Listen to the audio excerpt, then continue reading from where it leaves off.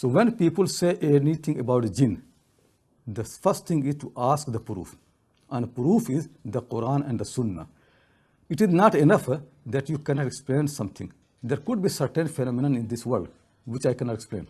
But if I cannot explain something, I have no authority to explain it with the ignorance. It could be possible that somebody has a behavior.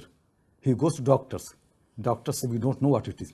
We can't prescribe any medicine. We don't think it. We never know this thing. We never experience something. Then you come to an imam and he says, no, he has got a jinn. Tell me really what is the proof. Because somebody cannot explain something, how it means it is jinn. It could be an illness which people don't know. There are many phenomena in this world we don't know. We can't explain. If you can't explain something, how can it mean that it is jinn? You need to have proof for that.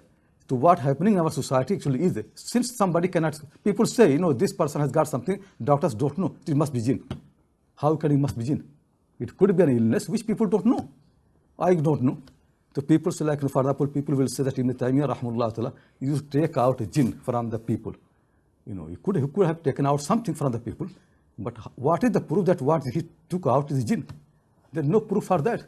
So this is what we need to understand properly, that in anything when people make a claim, the first question really is, what is the proof? And the second thing, as I mentioned,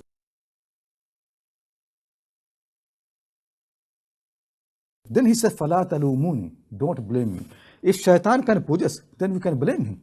We can say to Allah, he possessed us. I wanted to go for the prayer and he came and held me, but it never happens. Tell me, it ever happens to you that you go for the prayer and shaitan stops you? It ever happens really that, there's a haram and halal and you want to get halal and shaitan stops you, forces you to go for haram? It never happens. He only teaches you. Only thing he can do, he teaches you. He whispers to you.